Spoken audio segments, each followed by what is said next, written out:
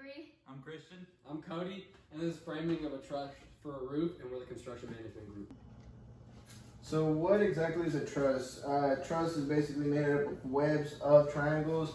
For example, this big triangle is made up of little triangles, and these triangles have an important part to supporting what they need to support. They're used for framework, usually consisting of rafters, posts, and struts. They also are made for roofs, bridges, and other structures like that. These are one of the most important things out there because you use them for the roof of your house, so you use them to cross bridges, so you don't really want them to fail under pressure.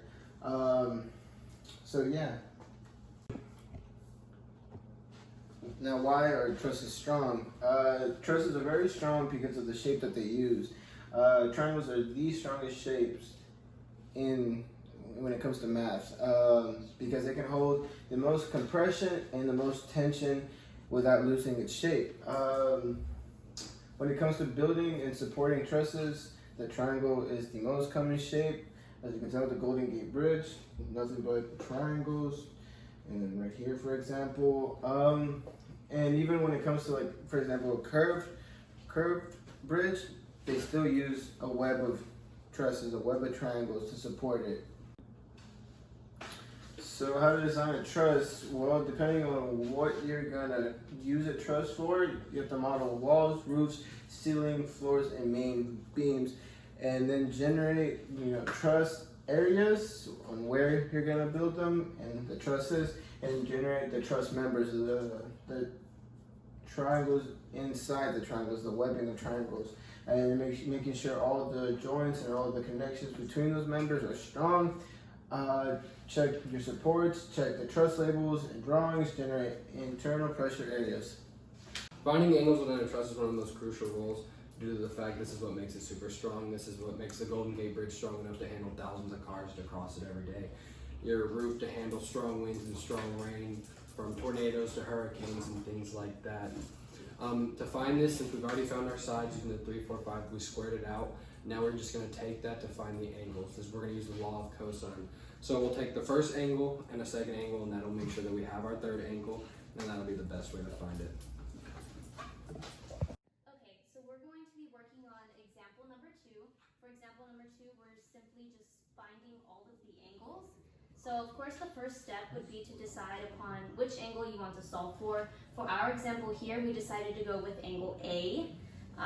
Then the second step would be, of course, to use the law of cosine to solve for your angle. So here we have the formula, and the formula is cosine angle A equals c squared plus a squared minus b squared, and then of course you would do that first since it's in parentheses, divided by 2 times c times a. Now cosine A equals 4 squared plus 5 squared minus 3 squared divided by 2, 4, and 5. You can see right here we just simply plugged in our numbers for the example that we have. Then you're going to find your squares and multiply as needed. Once you plug all those in, of course you should get this right here, this line. Then you will add and subtract, and then you'll go ahead and divide them out. And here is where you start to put in the inverse of cosine. And this right here, this number right here, the 0.8, is simply just the number you should get from dividing these two. And then once you do the inverse of cosine, then you should come out with 36.9 degrees. And now in step 3, we have angle A. This is angle A. And we know that angle C is 90 degrees because we are working with a right triangle. And so now that we have those two numbers, those two angles, of course a triangle is 180 degrees in total. So we're going to add these two numbers together and then subtract them from 180. And so that makes angle B 53.1. So A equals 36.9 degrees, B equals 53.1, and then of course C 90. Alright, example 1. This one is short and easy. It is simply using Pythagorean theorem. So first off, you're going to plug all your numbers into Pythagorean theorem, the formula, a squared plus b squared equals c squared. Step 2, you have it all plugged in. Then once you find all the squares, you're going to get the square root, and that'll give you 12.65. And then your answer would be 12.65. Okay, example 3.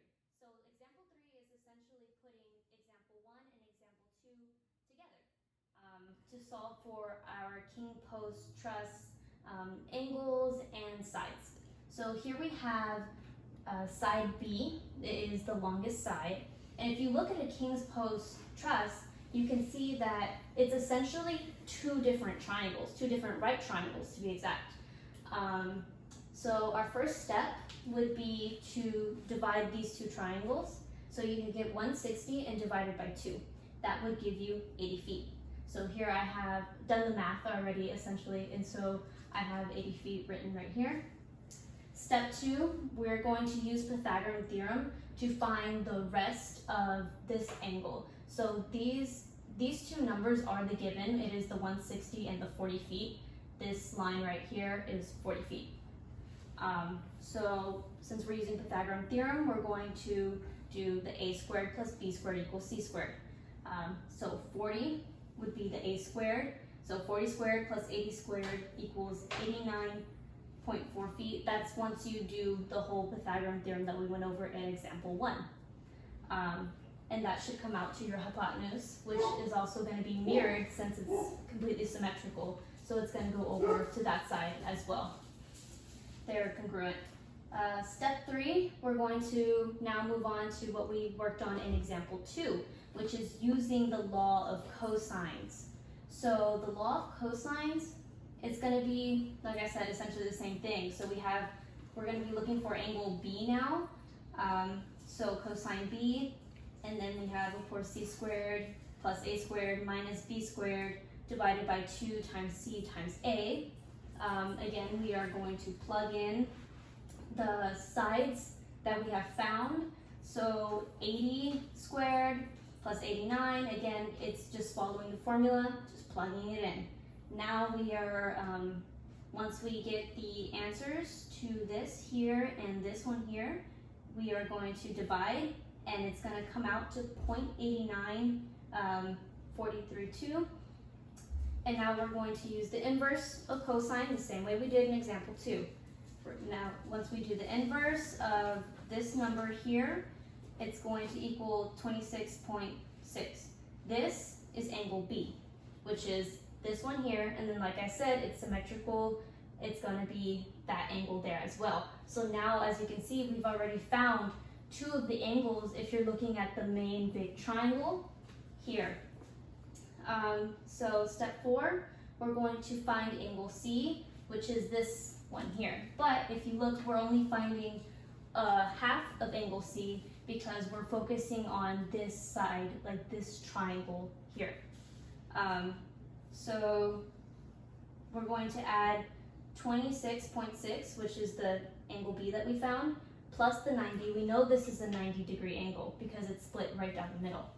So we're going to add these two. We're going to get that number, and then if that number is 116.6, 180 minus 116.6, you get 63. 63.4 times 2, 126, and you have all your angles and your sides. Alright, so what are the importance of trigonometry in architecture?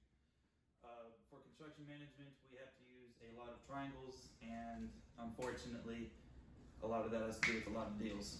Bridges, trusses, for example, we use truss for our project. Without a strong body for the truss, the roof can collapse. In doing so,